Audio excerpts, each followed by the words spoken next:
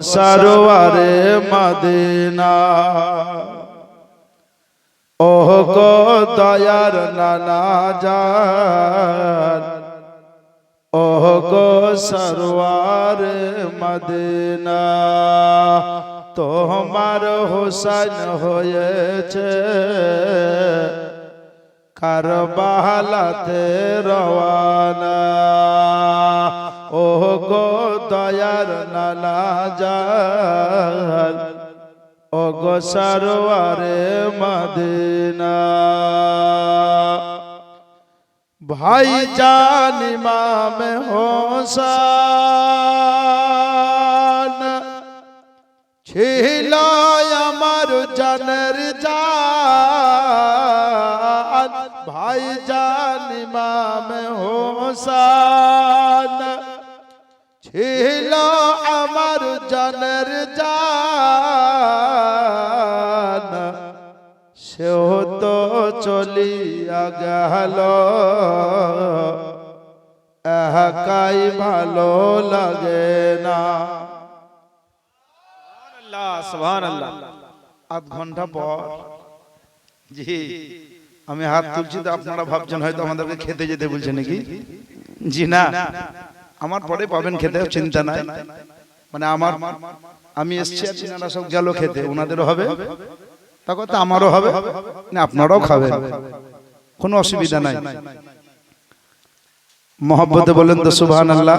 সুবহানাল্লাহ। একটু জোরে বলেন ইয়া রাসূলুল্লাহ। ইয়া রাসূলুল্লাহ। ওহ গো দয়ার নানা জান ও গো সরওয়ারে মদিনা ও গো দয়ার নানা জান ও গো সরওয়ারে মদিনা ভাই জান ইমাম হাসান ছিল আমার জানের জান ভাই জান ইমাম হাসান ছিল আমার জানের জান সেও তো চলিয়া গেল একাই ভালো লাগে না। ও গো দয়ার নানা জান ও গো সরওয়ারে মদিনা যাব চলে ছেড়ে মদিনা আর তো আশা হবে না যাব ছেড়ে মদিনা আর তো আশা হবে না। আল্লাহুম্মা জোরে জোরে সাল্লি সাইয়্যিদানা মাওলানা মুহাম্মদ ওয়া আলা আহলি সাইয়্যিদানা মাওলানা মুহাম্মদ ওয়া আলা আলি সাইয়্যিদানা মুহাম্মদ সাল্লাল্লাহু আলা মুহাম্মদ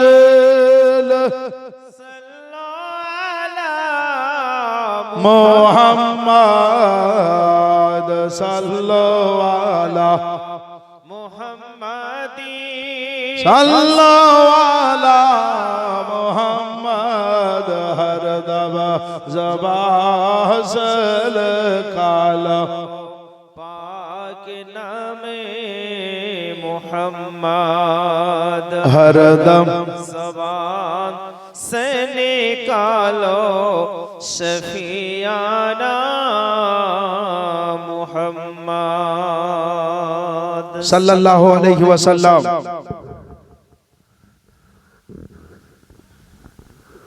যাবতীয় প্রশংসা মহান স্রষ্টা রব্বুল আলামিনের জন্য, যিনি এক অদ্বিতীয় পাক ও পবিত্র রহমান রহিম মালিক ইয়াউমিদ্দিন। সেই রব্বুল আলামিনের বিশেষ রহমতের পরে তিনার হাবিবুল হাবিব আমিনার লাল মুরুদুলাল কালী কমলি ওয়ালা মুস্তাফা আনিসুল গরিবিন খাতিমান নবিয়্যিন সাইয়্যিদাল মুরসালিন রাহমাতাল লিল আলামিন পয়গম্বর কে হাজির ও নাজির আকা মুস্তাফা মুজতবা মুর্তজা জিনার নাম হলো নবী মুহাম্মদুর রাসূলুল্লাহ সাল্লাল্লাহু আলাইহি ওয়াসাল্লামের উপরে লক্ষ লক্ষ অধিক দরুদ ও সালামের নজরানা অর্পিত বর্ষিত হোক। পুরুষরা জোরে জোরে, মহিলারা ধীরে ধীরে বলুন আল্লাহুম্মা আমিন। আল্লাহুম্মা আমিন। মুরারই ভাদিশ্বরের এই পাড়াটার নাম কি? মাত্রা, মানে খুব হিসাব পাতি করি, মাত্রা নিয়ে কথাবার্তা বলতে হবে। জি, খুব বুদ্ধিমান মানুষ আপনারা। সন্ধ্যার পর থেকে জিতেন্দ্রীয় উলেমা ইকরাম, সম্মানিত মেহমানে রাসূল ও মুফতি সাহেবগণ, যোগ্য বিজ্ঞ আলিমে দ্বীন, ভাদিশ্বরে খুব কম হলেও হাফ ডজনের বেশি মাওলানা আছে। হ্যাঁ, বেরাদারান ইসলাম, তিনাদের জবান থেকে হাদিস ও কোরআনের মূল্যবান আলোচনা শ্রবণ করছিলেন, যার জন্য জানাই আন্তরিক ধন্যবাদ।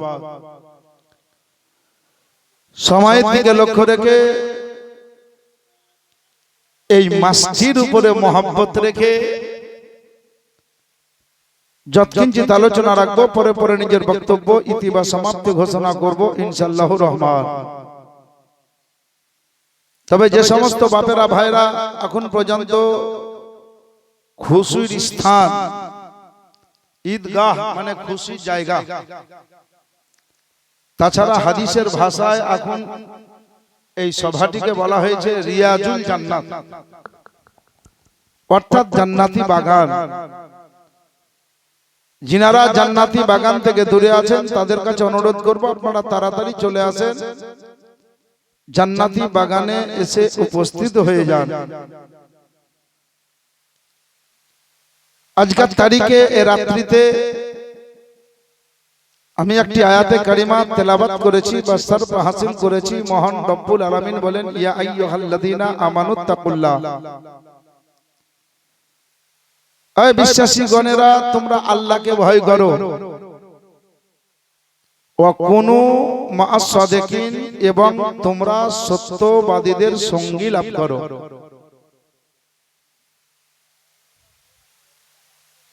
এই কথা বলিয়েন না, কিছু মহিলা ভিতরে আসেনি, মানে কথা বলার লাগি বাইরে বেরিয়েছে। জি, ওরা ইপারার মহিলা উপারার মহিলা এক জায়গায় যদি হইতে পায় তাদের জান ভরে যায়, বুঝলেন? কতদিন থেকে বাবু দেখা হয়নি, জালসাটা না হলে হইতোই নাই বছর দেখা। তো কেউ বলছে না, হয়তো সামনে মাসে হবে দেখা। কখন? ওই সবে বারাতে কিছু আমি ডিমের হালুয়া করব, তোমাকে দিব, তুমি পুস্তর হালুয়া আমাকে দিতে আসবে। মানে খাওয়ার বাহানাটা খুব। আমার মা বোন খুব হিসাব কায়দা করে, কারণ আপনারা জান্নাতি বাগানে বসে আছেন। কে কথা বলছেন, কে বলেন না, কে কি করছেন না করছেন, আমার দয়ার নবী মদিনা শরীফে আরাম করছেন, তো সবাইকে একই রকম দেখছেন। সুবহানাল্লাহ।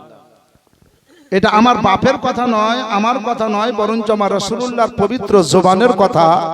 ইমামে আলী মাকাম রাদিয়াল্লাহু তাআলা আনহুর ইমামে হুসাইনের নানার কথা নবী বলেছেন, ইন্নী আরা মালা তারাউনা ওয়া আসমাউ মালা তাসমাউ। নবী বলেছেন, আমি যা দেখি তা তোমরা কেউ দেখো না, এবং আমি যা শুনি তা তোমরা কেউ শোনো না। এই হাদিস শরীফ বেরাদারান ইসলাম মের উপরে মহব্বত রেখে আপনারা একেবারে সাইলেন্ট, সুকুত এখতিয়ার করেন, চুপচাপ। খুব বিশেষ প্রয়োজন হলে ইশারাতে কাজ করবেন, কারণ ইশারাতে আর ফুসুর ফাসুর গল্পতে আমার মা বোনেরা হলো স্পেশালিস্ট। দুঃখ করিয়েন না, ভালো কথা বলছি। একটা কথা যদি ওদেরকে বলে দেন যে তোমাকে বললাম বাবু, কাউকে বলিও না, তো ও আপনার ভাদিশ্বর, ও বীরভূম ডিস্ট্রিক্ট পার করে দিবে। তো ওকে আবার জিজ্ঞাসা করবেন তুমি কাউকে কিছু বলেছো, বলছে আমি বলিনি, আমি খালি ওকে বলে হলাম, তোমাকে বললাম, কাউকে বলিও না। ওর একজনকে বলে তোমাকে বললাম এই কথাটা, কাউকে বলিও না, তখন আমার দোষ পড়বে। তো দোষ পড়বে তো জানিস না, বলি দিচ্ছে আবার দোষ পড়বে। সব শেষ করে দিলে, তখন ফোন ছিল না। ও বাপজিরা ভাইরা আমার মা বোনেরা শুনেন, মহান রব্বুল আলামিন বললেন বিশ্বাসী গণেরা ইত্তাকুল্লাহ, আল্লাহকে ভয় করো। সর্বপ্রথম আল্লাহ পাক রব্বুল আলামিন বললেন আমি আল্লাহ, আমাকে ভয় করো। আমাকে যখন ভয় করা হবে তখন এটা মনে রাখো, জেনে রাখো, তারপরে তোমরা সত্যবাদীদের সঙ্গী লাভ করবে। আমি আপনাদেরকে জানাতে চাই, আমরা সুন্নি সহিহুল আকীদার মুসলমান, মাসলাক আলা হযরতকে মান্যকারী ব্যক্তিগণ, আমাদের কাজ হবে সর্বপ্রথম আল্লাহকে ভয় করা। এটা মাথায় রাখবেন। আল্লাহর ভয় যার অন্তরে থাকবে সে কিন্তু সর্বপ্রথম, এটা মনে রাখবে, আল্লাহর ভয় যার অন্তরে থাকবে সে কিন্তু বেনামাজি হবে না। কথা বলেন ঠিক কিনা? আল্লাহর ভয় যদি অন্তরে থাকে তো নামাজ ছাড়া থাকবে। আল্লাহর ভয় যার অন্তরে থাকবে সে কিন্তু বৈধ খাবার থেকে অবৈধ খাবার খাবে না। আল্লাহর ভয় যার অন্তরে থাকবে তার জবানের ভাষা আলাদা হবে, তার চলাফেরা আলাদা হবে। আমি আপনাদেরকে বলি, আল্লাহর ভয় যখনই অন্তরে চলে আসবে তারপরে পরে আপনি সত্যবাদীদের সঙ্গী লাভ করেন। কারণ সত্যবাদীর দ্বারাতে আল্লাহ পাক এই হিন্দুস্তানকে আবাদ করেছে। সুবহানাল্লাহ। বলবেন কথাটা কেমন হইলো? এ মাসটি চলছে কি মাস বলতে পারবেন? কি মাস? জি, ইংরেজি জানুয়ারি, বাংলা পৌষ, আরবি ওইটা জানিয়ে না। যেটা জানার কথা সেটা বাদ দেন। আর ভালো করে ইংরেজি বুঝতে পারছেন মানে জায়গায় জায়গায় হাঁড়ি পাতিলে খুব ধোঁয়া উঠছে। মনে হয়েছে কাহরি বাপের বা চাচার বা মামুর বিয়ে লেগেছে। বলেন এই মাস জানুয়ারি। আমি কালকে আপনার ওই উত্তর দিনাজপুর লাগোয়া চাচল থানা শেষ যদুপুর গ্রাম, ওইখান থেকে আসছি। বাসে বসে যাবি না কোথায়? ও করে শুনছি গল্প। কোথায়? তো যে 1 জানুয়ারি চলে গেল রে, 4 হয়ে গেল। আজ কাল বলছিল যেতে হবে পিকনিক। তার একজন বলছে যে তোমরা এই জানুয়ারি মাসকে খুব প্রাধান্য দাও, মুসলমান নয়? বলছে হ্যাঁ মুসলমান নয়। মানে তুমি মুসলমান? ওখানে কি বলছো? তো বলছে জি খেপা, তো জানুয়ারি মাস কেন প্রাধান্য দিছ? এটা তো মুসলমানদের প্রথম মাস নয় বৎসরের। মুসলমানের প্রথম মাস যেটা সেটা জানো না? বুঝে না, আমরা প্রতি বছরই জানুয়ারি মাসে বুঝলেন আনন্দ করি, ফিস্ট করি, এটা করি সেটা করি। তো চট করে বলছে আচ্ছা মুসলমানের যে আসল মাস তার নাম কি বলে তো?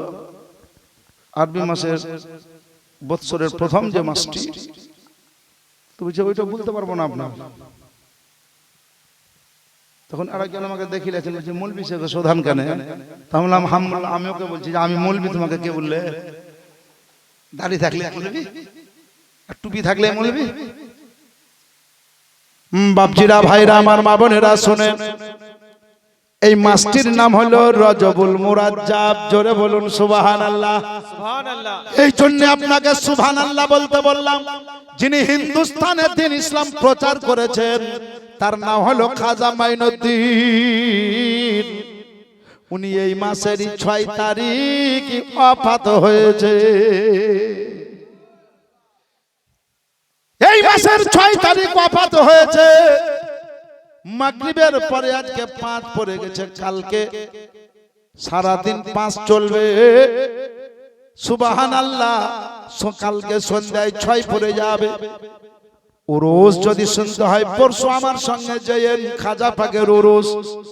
ছালি আপনার ছাপঘাটি চাঁদির মুড়ে নেমে আলিয়াতে শাহবাদে আমার খাজা পাকের মোহাব্বতে একটা 2 চোখের অন্ধ মানুষ প্রতি বছর খাজা পাকের উরুস মানায়। আমি আপনাদেরকে বলবো এ ভাদিশ্বর মাত্রাপাড়ার মুমিন মুসলমানেরা এটা মসজিদের উন্নতি কল্পে জালসা সাজিয়েছেন। বড় ভাগ্যবান তারা যে আমার খাজা পাকের ওয়াফাতের মাসে জালসা করেছেন।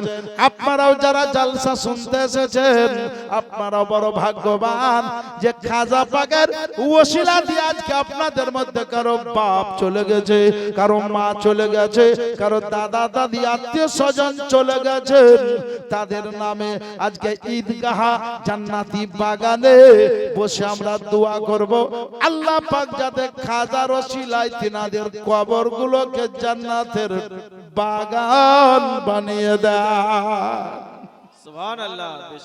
বেরাদার খাজা পাক এর আগমনের মাস, আপনার ওফাতের মাস, ইন্তেকালের মাস 6 রজব। আজমির শরীফে যদি যান তো দেখতে পাবেন খাজার উরুস মুবারক। সেই মাসে আপনারা আমার রহমাতুল লিল আলামিনের সভাতে বসে আছেন। তাই আমি আপনাদেরকে বলবো আমার দয়ার নবী রহমাতুল লিল আলামিনকে হাজির নাজির মনে করে ছোট্ট করে আরো একবার মহব্বতের সহিত দরুদ শরীফ পড়লেন। আল্লাহুম্মা সাল্লি আলা সাইয়্যিদিনা মাওলানা মুহাম্মদ ওয়া আলা আলি সাইয়্যিদিনা মাওলানা মুহাম্মদ ওয়া আলা আলি সাইয়্যিদিনা মাওলানা মুহাম্মদ। আল্লাহুম্মা সাল্লি আলা সাইয়্যিদিনা মাওলানা মুহাম্মদ ওয়া আলা আলি সাইয়্যিদিনা মাওলানা মুহাম্মদ সাল্লাল্লাহু আলাইহি ওয়াসাল্লাম। বেরাদারান ইসলাম, খাজা মাইনুদ্দিন চিশতি সঞ্জলি রহমাতুল্লাহ আলাইহি দিলেন তিনাকে। তিনার আব্বার নাম জানেন? হ্যাঁ বলেন না তো না বলেন। হ্যাঁ, তিনার আব্বার নাম সৈয়দ গিয়াসউদ্দিন রহমাতুল্লাহ আলাইহি। তিনার মায়ের নাম জানেন? সৈয়দা মাহে নূর কিংবা উম্মুল ওয়ারা।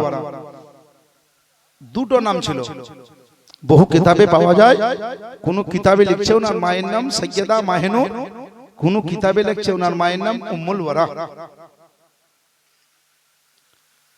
তো খাজা পাক রহমাতুল্লাহ আলাইহি ওনার মা বাপ কত পরহেজগার আবিদ। মা বর্ণনা করছে যে আমি প্রতিদিন রাতের বেলায় এশার নামাজ পড়ে ঘুমাতাম, আর ঘুম থেকে উঠে নামাজে তাহাজ্জুদ পড়তাম।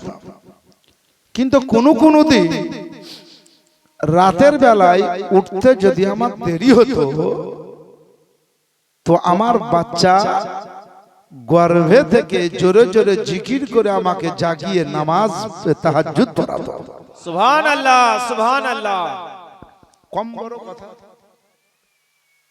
আপনার আমার বাচ্চা গর্ভে থাকে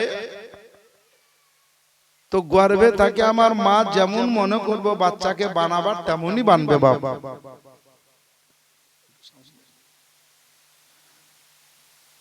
মা যদি চায় ছেলেকে হাফিজ করব তো হাফিজ হবে, মা যদি চায় ছেলেকে মাওলানা বানাবো তো মাওলানা হবে, মা যদি চায় ছেলেকে হাজি বানাবো তো হাজি হবে। মা যেটা চাইবে সেটাই হবে, কিন্তু মা চাইবে তবেই হবে, এটা মাথায় রাখতে হবে। আপনার আমার মা আমাদেরকে পেটে রেখে কাহরির বাড়ির যদি কোনো ফল দেখেছে চুরি করে খেয়ে নিয়েছে, বলেন ছেলে হাফিজ হবে? আপনার আমার মা কোনো লোক গ্রামে মাল বিক্রি করতে এসেছে, দুটো মাল কিনে আর দুটোকে চুরি করে নিয়েছে, বলেন ছেলে মৌলবি হবে?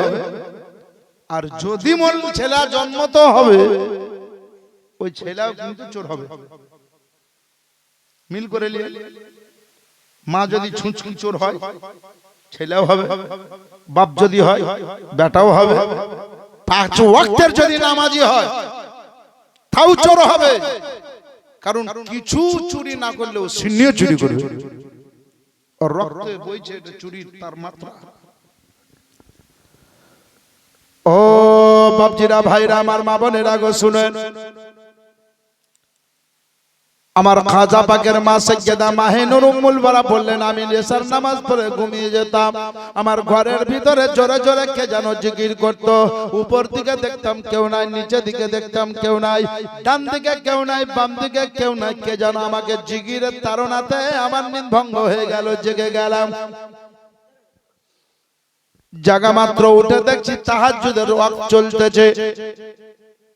মা জননী বলছেন কে যেন আমাকে আওয়াজ দিল, মাহিনুর ওগো সৈয়দা উম্মুল ওয়ারা, গর্ভের দিকে একটু কর্ণপাত করো গো, দেখো দেখো তোমার গর্ভের ভিতরে কে যেন জিকির করতেছে।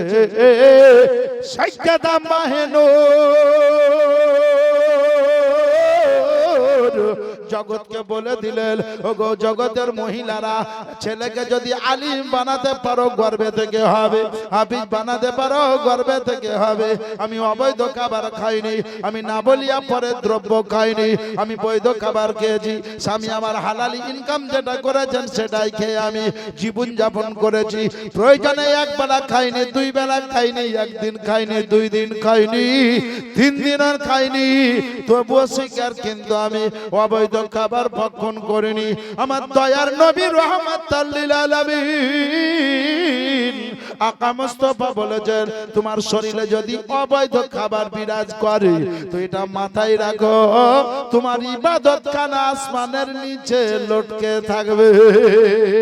অত দূর পর্যন্ত তোমার ইবাদত আল্লাহর দরবারে পৌঁছবে না। যেমন মানুষ রমজানের রোজা রাখে, অতক্ষণ পর্যন্ত রোজা আল্লাহর দরবারে কবুল হয় না যতক্ষণ পর্যন্ত সাদকায়ে ফিতর আদায় না করে। ফিতর আদায় করে ঈদের নামাজ পড়তে যায়, রোজা আল্লাহর দরবারে কবুল হয়। আর ফিতর যদি সাদকায়ে ফিতর আদায় না করে তো রোজা আসমানের নিচে লটকে থাকে। মুসলমানের আগো সবাই আমরা জানি হালাল খাবার খেতে হবে, কিন্তু মাথায় রাখবেন যেই লোকটা অবৈধ খাবার খায়, চুরি করা খাবার খায়, হারাম দ্রব্য খায়, সেই লোকটাও জবানে বলছে বৈধ খাবার খেতে হবে। বুঝতে পারলেন না? যে হারাম প্রতিদিন খায় সে আপনাকে বলছে আরে হালালি খাবার না খেলে দোয়া কবুল হয়, ও হারাম খাইছে বলছে। কেমন করে দোয়া পৌঁছবে?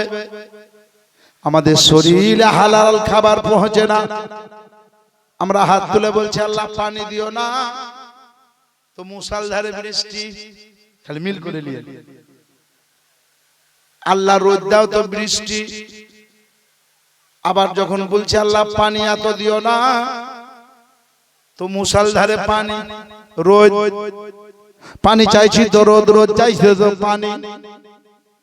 আমি নিজে দেখেছি তালবিল জামানায় 2000 সালে পড়ছিলাম আমি, হাইরে দোয়া 2000 বন্যা দেখেছে, দোয়ার উপরে দোয়া, হাইরে দোয়া। পানি যখন বাড়ছে বলে একটু দোয়া করো, ফাতিহা করো, কমে যাবে। যেমন দোয়া ফাতিহা হলো বেড়ে গেল, আবার ফাতিহা আবার দোয়া আবার বাড়ছে। বললাম হুজুর মনে হয় কমবে না। হুজুর বলছে মনে হয় খাবার হালালি ঢুকেনি রে। আমি আপনাদেরকে জানাতে চাই ও মুসলমানের আগো, তবে নিশ্চয় দুনিয়াতে হালালি ব্যক্তি কেউ না কেউ এখনো আছে, আপনি আমি চিনতে পারি না। যদি সুবহানাল্লাহ ব্যক্তি না থাকবে তো নিশ্চয় দুনিয়া থাকবে না।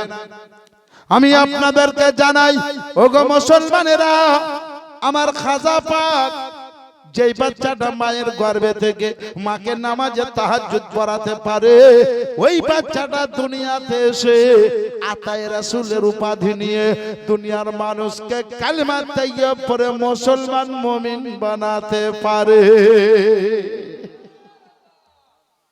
এই খাজা পাক বড় আলিম হয়েছিলেন, বড় হাফিজ বাচ্চা অবস্থাতে, কিতাবে লেখছে 14 বছর বয়স যখন তখন আব্বা ইন্তেকাল করলো, 14.5 প্লাস তখন মা ইন্তেকাল করলো। 1 বছরের মাথায় মা বাপ চলে গেছিলেন, কিন্তু একটাই বার্তা দিয়েছিলেন তিনারা, একটাই বার্তা।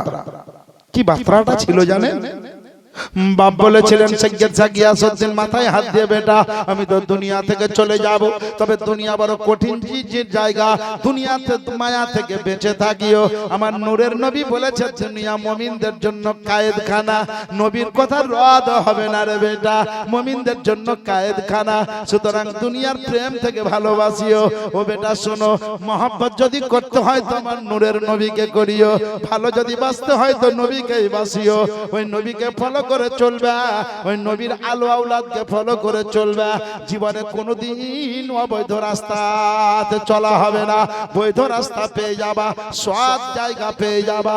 কথাবার্তা বলতেছিলেন, আমার খাজা পাক বললেন, আমার আব্বা এই কথা বললেন, মাও বলেছিলেন, বেটা আমি দুনিয়া থেকে চলে গেলাম, তবে শোনো তোমার আব্বা একটা কথা বলেছিল, বেশি বেশি করে মনে আছে? বললে হ্যাঁ, দুনিয়াকে বেশি ভালোবাসিও না, তবে তোমার উপরে বড় অত্যাচার আসবে, চাপ আসবে, চাপ সৃষ্টি হবে, সমস্তকে তুমি সবুর করে নিও। ক্ষমতা থাকার সত্ত্বেও সবুর করবা, যেমন সবুর আমার ইমামে আলী মাকাম করেছিলে। ইমামে হুসাইনকে টেনে দিলেন, মা ছেলেকে বুঝাচ্ছে তো ইমামে হুসাইনকে টেনে দিলেন। আমার ইমামে আলী মাকাম যদি পারতেন, যার আঙ্গুলের ইশারায় সমস্ত কিছু হয়ে যায়, সেই ব্যক্তি 72টা সঙ্গীকে নিয়ে গিয়ে 22,000 লস্করের সঙ্গে মোকাবিলা করছেন। আমার হুসাইন দুধের বাচ্চার কলেজাতে জোহার মাখা তীর লাগছে, হোসেন তবুও সুকুত এখতিয়ার করেছেন। জোরে বলো সুবহানাল্লাহ। ইমামে হুসাইন তবুও কিছু বলেন, জোয়ার চালিয়ে শরীর কলেজাতে আপনার গলায় তারওয়াল চালিয়ে দিয়েছে, তবু আমার ইমামে হুসাইন কিছু বলেননি। শেষ বেলায় নিজের দেহতে বিষ মাখা তীর লাগলো গো। আমার হুসাইন বলেছিলেন, আমি তবুও কিছু বলিনি, সবুর করেছিলাম। আমার মা সবুর করতে বলেছিলেন, আমার নানা সবুরের মাত্রা দিয়েছিলেন যে তোমার আব্বা যেমন সবুর করেছে তুমি করবে। আমি ইমামে হুসাইন 22,000 কেন 22 লাখ যদি লোক থাকতো, উড়ে যা বললে উড়ে যেত। আমি হুসাইন সবুর করেছিলাম, কারণ সেই ইমতিহানটা আমার সবুরের ছিল। মহরম চাঁদের 10 তারিখ দিবাগত রাত, মানে 11 তারিখে রাত্রে হযরতে যায়েনব বললেন, যখন আমাদের খিমাতে আগুন লাগিয়ে দিল, তখন আমরা একটা তেমাথা রাস্তায় আশ্রয় নিলাম। যে কয়জন বেঁচে ছিলাম, মহিলা আর 2টো বাচ্চা, তাদেরকে নিয়ে ওই জায়গাতে ছিলাম। জওয়ান জয়নাল আবেদিন ছিলেন, সবাইকে নিয়ে তুই ওই জায়গাতে আরাম করছি। একটা সামনের দিক থেকে সওয়ারি আসছে, তো বললাম সওয়ারি তুমি এই দিক দিয়ে আসিও না, কারণ আমরা 7ই মুহররম থেকে আমাদের জন্য দানা পানি বন্ধ হয়ে আছে, আর আমাদের ঘরবাড়ি পুড়িয়ে দিয়েছে। এই সওয়ারির সওয়ার এই দিক দিয়ে আসিও না, তুমি অন্য রাস্তা দিয়ে যাও, এই দিক দিয়ে আসিও না। আমার আহলে বাইত আরাম করছেন, আমি খাতুনে জান্নাতের বেটি বলছি আসিও না। সওয়ারিটা আমার কথা না শুনে, বাধা না শুনে চলে এসেছিল। হযরতে যায়েনব ইমামে হুসাইনের বোন, মাওলাই আলী রাদিয়াল্লাহু তাআলা আনহুর বেটি। সওয়ারিটা যখন বাধা না শুনে এগিয়ে এলো, হযরতে যায়েনব গিয়ে সওয়ারির লাগামটা পাকড়িয়ে নিলেন। লাগামটা ধরে বললেন, এই সওয়ারির সওয়ার, তুমি নামো, উতার যাও ইহা, যতক্ষণ পর্যন্ত তোমাকে দেখব না তোমার সওয়ারিকে আগে যেতে দিব না। কারণ আমি নবীর নাতনি বলছি, আমার কথাটাকে হেও মনে করে চলে এলে। হযরতে যায়েনব সওয়ারির লাগাম ধরে নিয়েছে, আর যেতে দিব না। কিন্তু হযরতে যায়েনবের হাতে একটা টুটে হয়ে খঞ্জার। হযরত জাইনাবের কথা শুনে সওয়ারির উপরে যিনি ছিলেন তিনি নেমে গেলেন। মুখটা ঢাকা ছিল, মুখের পর্দা সরিয়ে দিলেন গো। আর পর্দা সরিয়ে দেখছেন উনি ওকে, তো চেহারা দেখে হযরত জাইনাব কাঁদতে লেগে গেছেন। হযরত জাইনাবকে বুকে ভরে নিয়েছেন, কাঁদিও না মা। হযরত জাইনাব বললেন, আব্বা গো,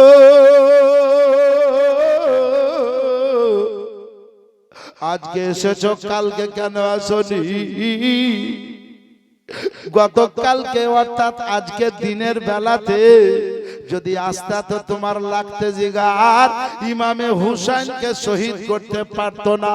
হযরত জাইনাব জগৎকে বলে দিলেন ওই পুরুষটা অন্য কেউ ছিল না, ওইটা আমার আব্বা হযরত মাওলায়ে আলী।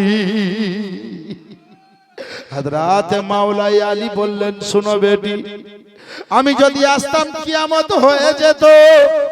যদি আমার বাচ্চা কারবালার জমিনে ঘুরছে, ইমতিহান দিতে এসেছে বেটি, আমি কারবালার আশপাশে টহল মারছি, ঘুরে ফিরে বেড়াচ্ছি। শোনো জাইনাব, ভয় করিও না বেটি গো, তুমিও ভয় করিও না। কোন জালিম এসে জুলুম করতে পারবে না। যদি কোন রকমের বেয়াদবি কথাবার্তা বলে, অশ্লীল ভাষা বলে, অন্য মন্তব্য যদি খারাপ মন্তব্য করে, একবার আব্বা বলে আওয়াজ দিবি বেটি, আমি মাওলায়ে আলী হাজির হয়ে যাব।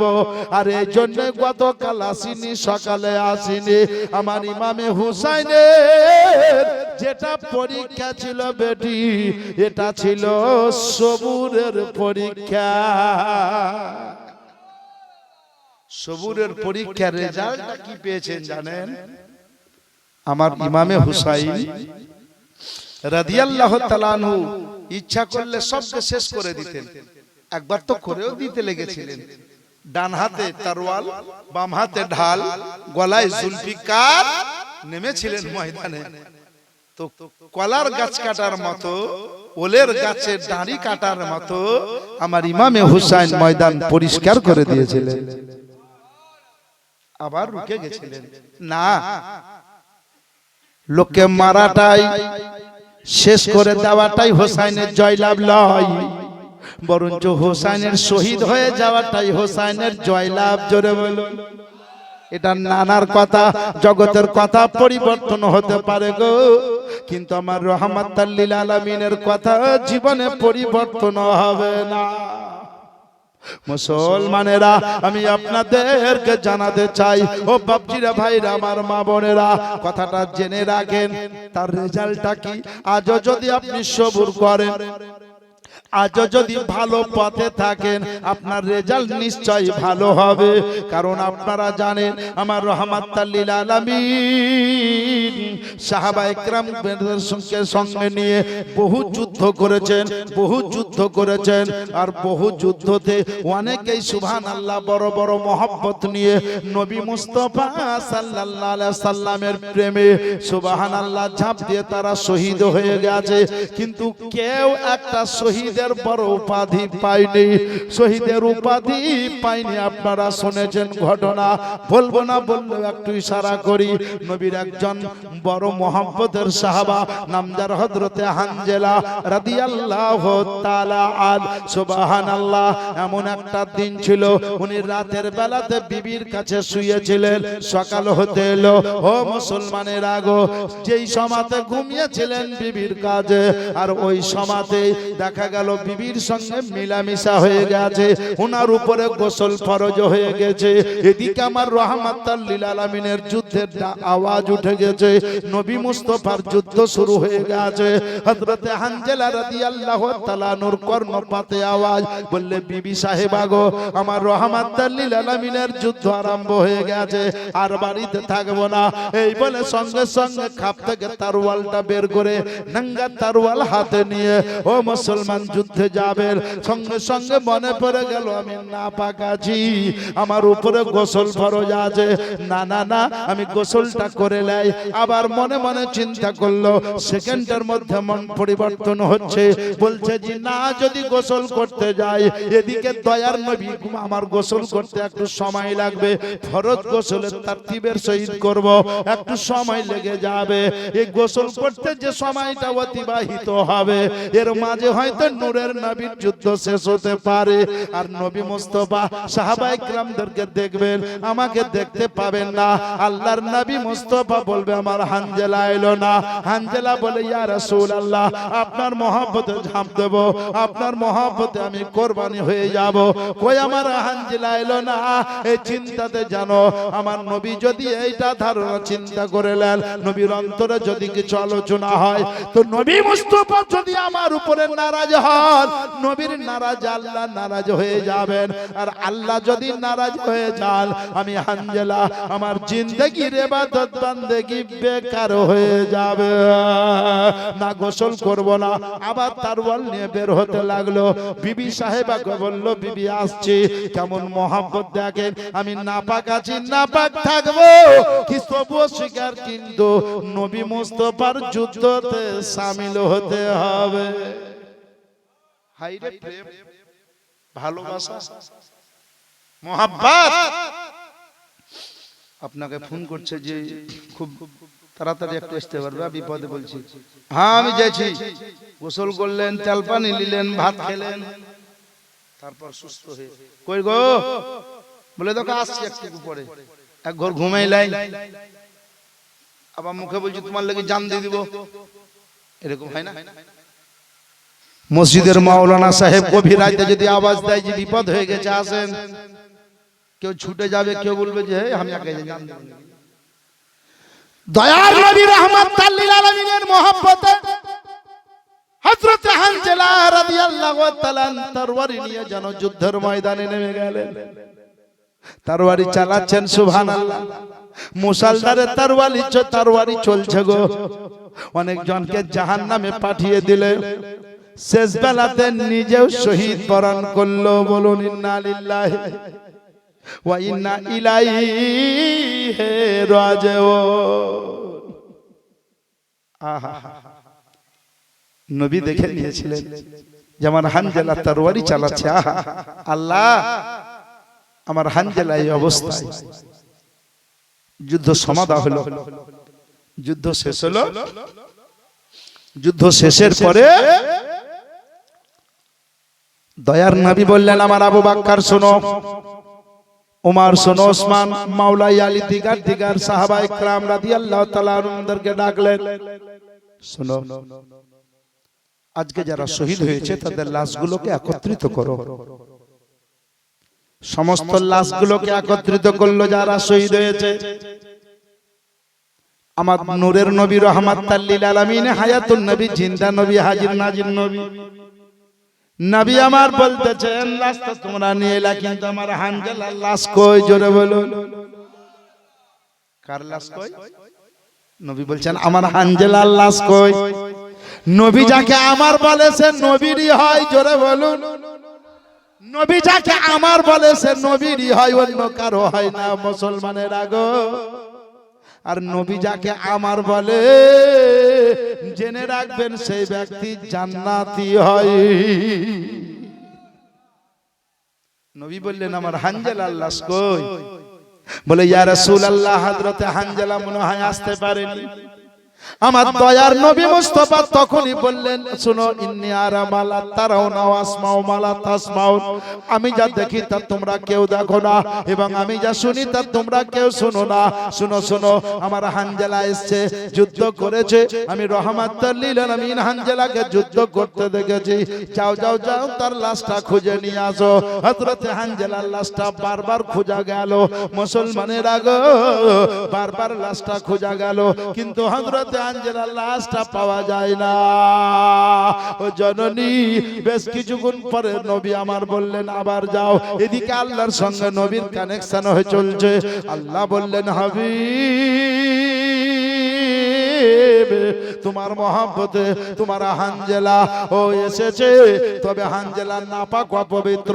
ইয়াও গো আমার হাবিব, তোমার হানজালাকে গোসল দেওয়ার জন্য আমার ফেরেশতাদেরকে তার লাশ নিয়ে আসা করালছে আর জান্নাতি পানিতে তার গোসল দেওয়া হচ্ছে। আপনি বলবেন নবী জানলে কি করে? আল্লাহর কোরআন বলছে ওয়া আল্লামাকা মালাম তাকুন তালাম, হাবিব তুমি যা জানতা না আমি আল্লাহ সব তোমাকে জানিয়ে দিয়েছি। নবী বললেন যাও লাশটা দেখো। সাহাবায়ে কিরামরা লাশটা নিয়ে হাজির। বলে কোথা থেকে নিয়ে এরা? বলে হুজুর। হাজ্জর করে কৃতাঞ্জলি হস্তে মস্তককে নিচু করে বলল আসসালাতু ওয়াসসালামু আলাইকা ইয়া রাসূলুল্লাহ, আসসালাতু ওয়াসসালামু আলাইকা ইয়া হাবিবাল্লাহ, ফিদাকা উম্মি ইয়া নবী গো। যে জায়গাটা বারবার দেখলাম হুজুর, সেই জায়গাতে হযরতে হানজালার লাশ মুবারকটা পড়ে আছে। নবী বললেন ঠিক আছে। একজন বলল ইয়া রাসূলুল্লাহ যে জায়গাটা বারবার দেখলাম সেই জায়গাতে লাশটা পেলাম না, আবার দেখছি ওই জায়গাতে লাশটা পড়ে আছে। ইয়া রাসূলুল্লাহ লাশটা কোথায় ছিল আমরা জানতে পারি? নূরের নবী বললেন শুনো, হানজালা যখন বাড়ি থেকে যুদ্ধে বেরিয়ে আসে আমার মহব্বতে গোসল করার সময় পায়নি। আমার আমাকে এত ভালোবাসে, সেই মহব্বতকে দিলে নিয়ে গোসল করেনি, তবে তার উপরে গোসল ফরজ ছিল গো।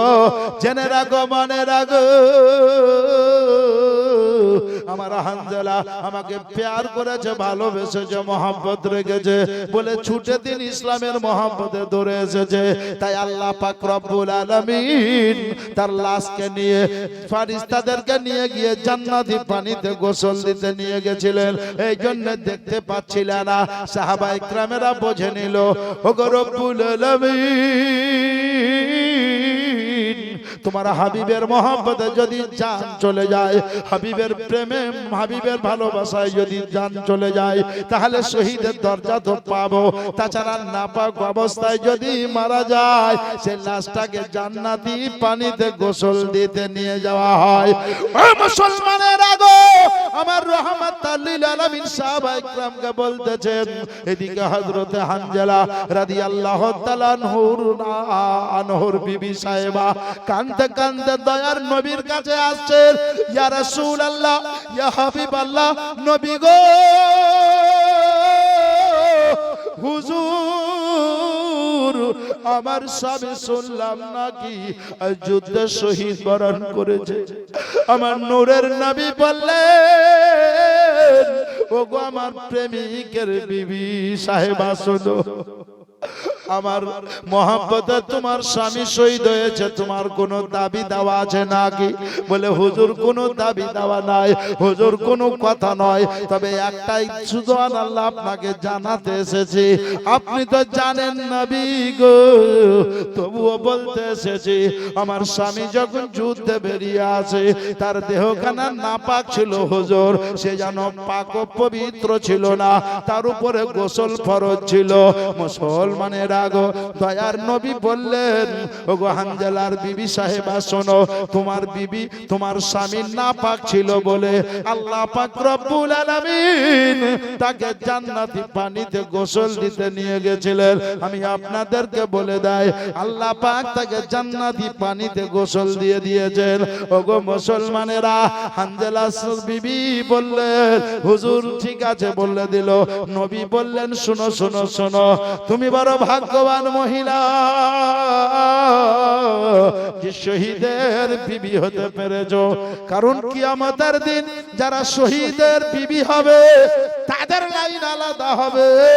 তাছাড়া শোনো গো শোনো, বলে ইয়া রাসূলুল্লাহ, ইয়া হাবিবাল্লাহ, নবী গো আপনার মহব্বতের স্বামী কেন আমি আমার ছেলে মেয়ে সবাইকে কুরবানি করতে রাজি আছি।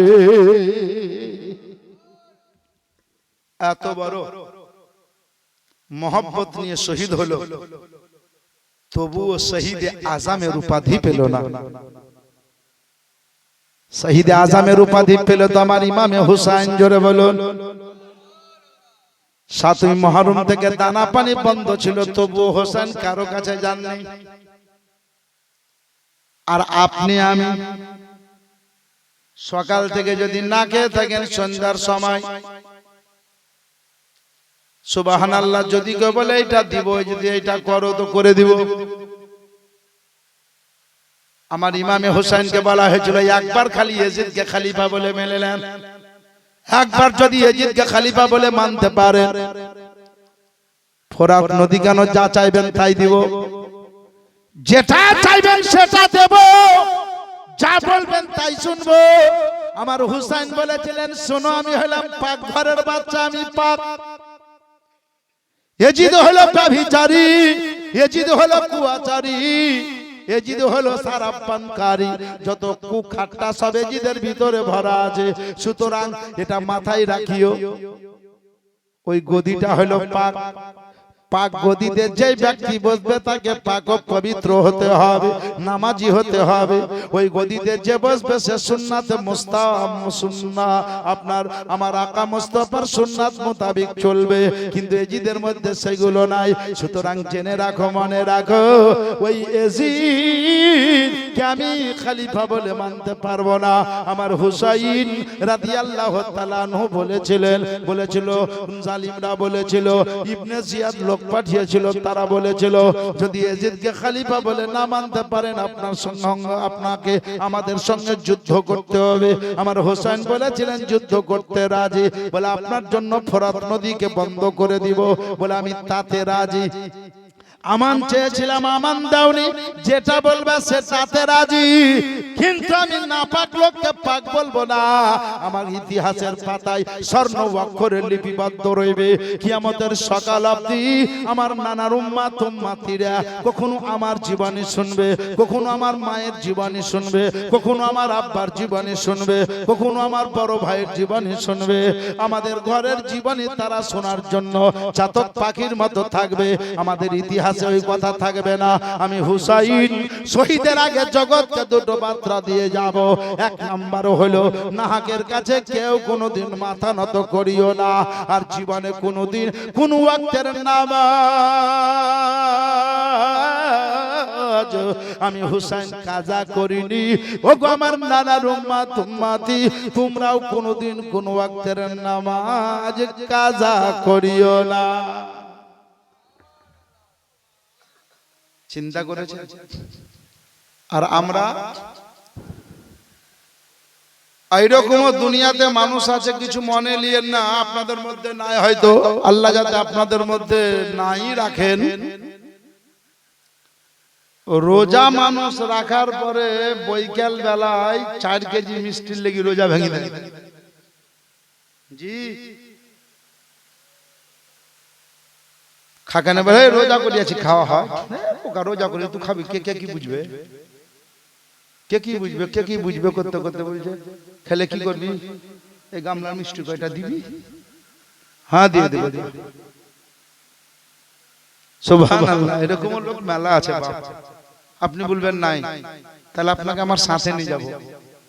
এমন রোজা করার লোক আছে, ও সেহরিও খায়, দিনেও খায়, আবার ইফতারও করে খামচা ভরি। জি মুফতি সাহেব ঘুমিয়েছেন নাকি? সুবহানাল্লাহ, সেহরিও করছে, দিনেও খাচ্ছে, আবার খামচা ভরি ইফতারও মসজিদে নিয়েছে, আবার আসরের পরে দাঁতুন করছে। তো সবারই চেহারা উস্কো খুস্কো, আর ওর চেহারা ডব ডব করছে।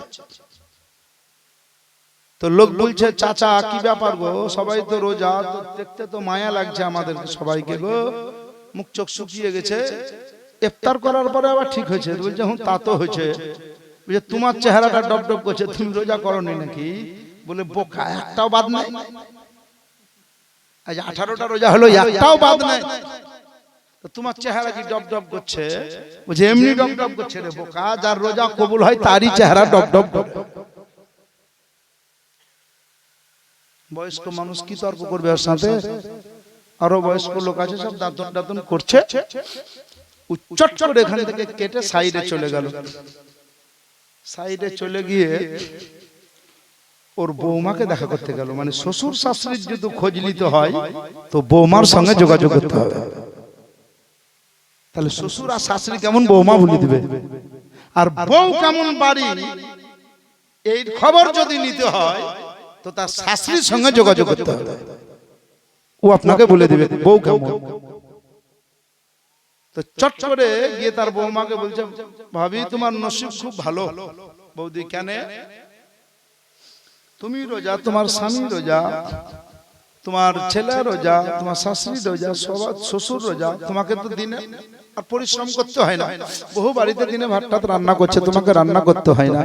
বলে ভাই ঠিকই বলে আছো, কিন্তু আমার শ্বশুর তোরই জ্বালা সহ্য করতে পারি না, প্রতিদিন আমাকে দুপুরে রান্না করতে হয়।